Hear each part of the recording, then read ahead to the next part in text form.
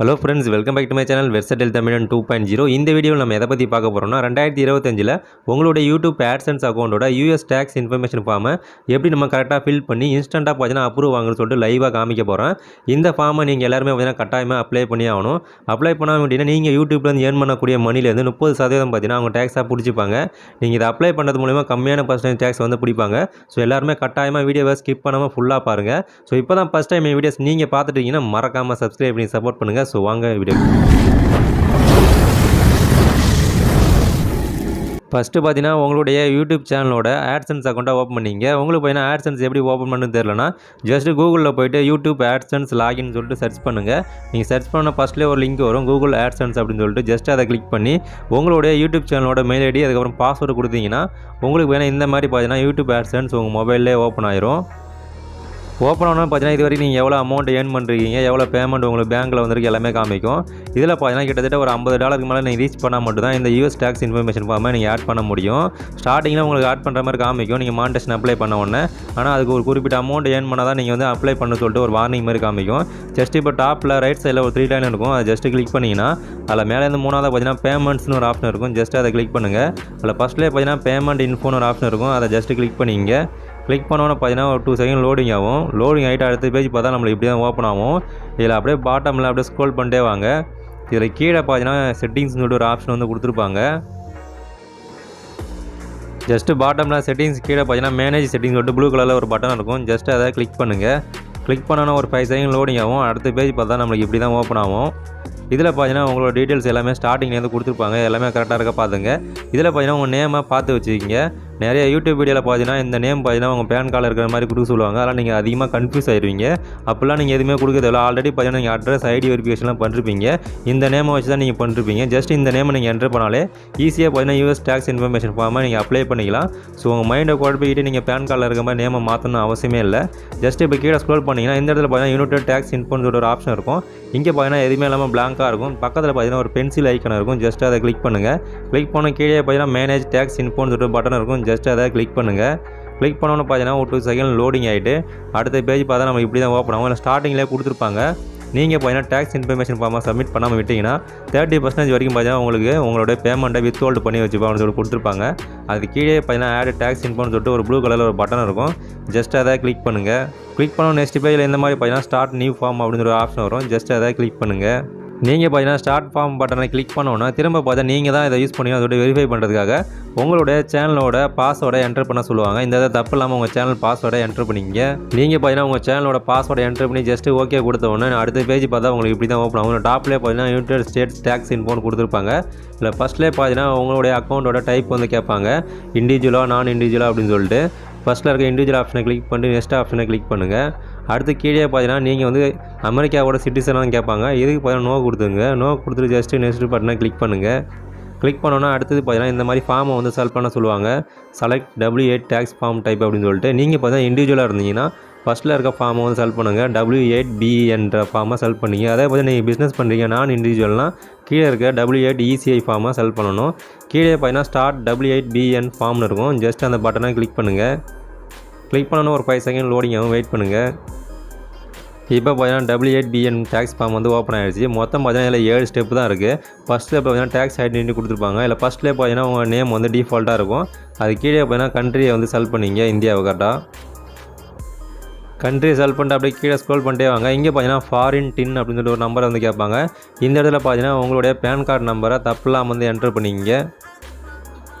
உங்களுடைய pan card நம்பரை தப்பு இல்லாமல் என்டர் பண்ணிட்டு கீழே பார்த்தீங்கன்னா நெக்ஸ்ட் பட்டனை கிளிக் பண்ணுங்கள்.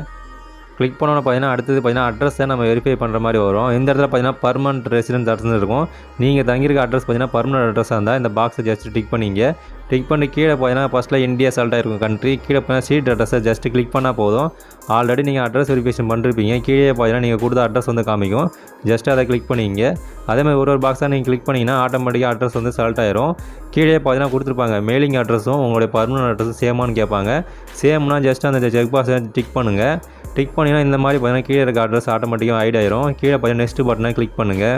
லோடிங் ஆகிட்டு உங்களுக்கு பார்த்தீங்கன்னா 3வது ஸ்டெப் வந்து ஓப்பன் ஆகும், டேக்ஸ் டிடி அப்படின்னு சொல்லிட்டு. இதில் ஜஸ்ட் கீழே ஸ்க்ரோல் பண்ணிட்டே வாங்க.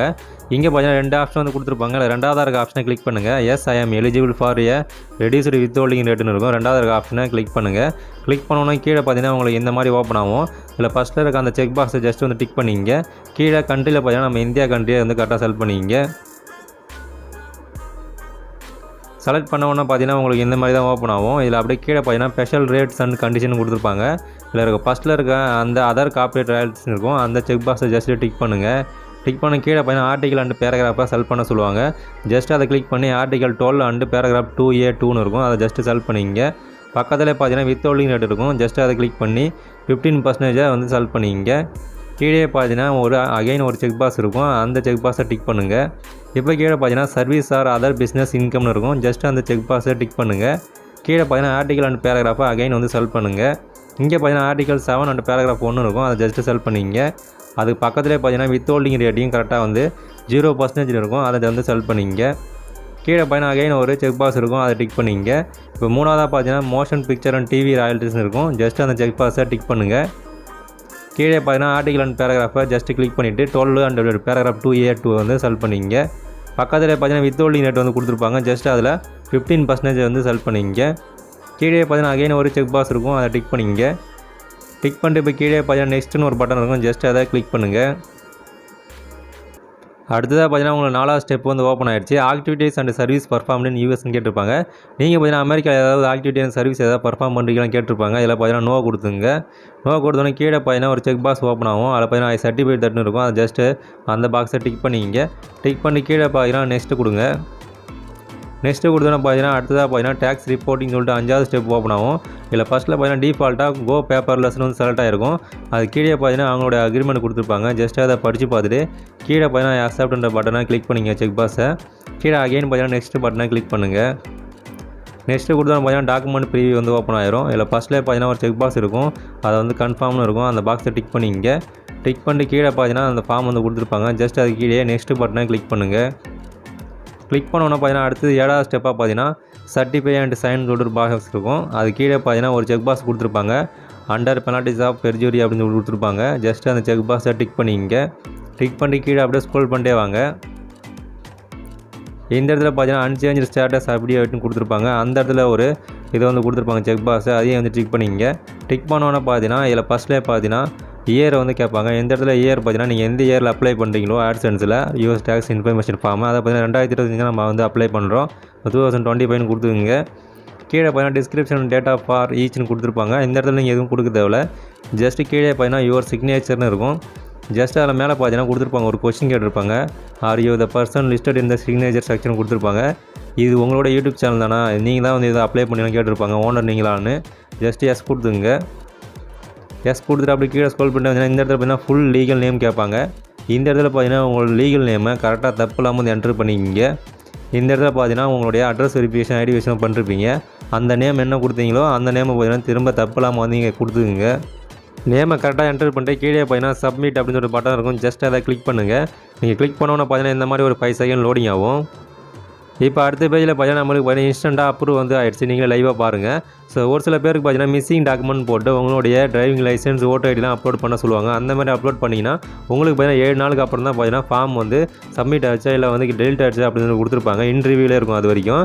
ஸோ நீங்கள் கரெக்டாக பார்த்தீங்கன்னா என்ன மிஸ்டேக் பண்ணிருப்பீங்கன்னா நிறைய பேர் பண்ணுற மிஸ்டேக்காக தான் நிறைய யூடியூப் சேனல் வீடியோஸ் பார்த்துட்டு உங்களுடைய பேன் கார்டில் இருக்க மாதிரியே உங்களுடைய ஃபுல் லீகல் நேமில் நேம் வந்து கொடுத்துருவீங்க. அப்படி பண்ணாதீங்க. நீங்கள் அட்ரஸ் வெரிஃபிகேஷன் பண்ணும்போது என்ன நேம் கொடுத்துருக்கீங்களோ ஃபார் எக்ஸாம்பிள் பார்த்தீங்கன்னா பாலாஜின்னு கொடுத்துருக்கீங்கன்னா அதே நேமை அங்கேயே என்டர் பண்ணுங்கள் ஃபுல் லீகல் நேமில். ஸோ உங்கள் பேன் கார்டில் பார்த்தீங்கன்னா பாலாஜி எம் இன்ஷியலோடு இருந்ததுன்னா நீங்கள் லீகல் நேமில் போய்ட்டு பாலாஜி எம்னு என்டர் பண்ணிங்கன்னா இந்த மாதிரி ரிவ்யூ தான் வரும். உங்களுக்கு இன்ஸ்டண்ட்டாக அப்ரூவ் ஆகாது.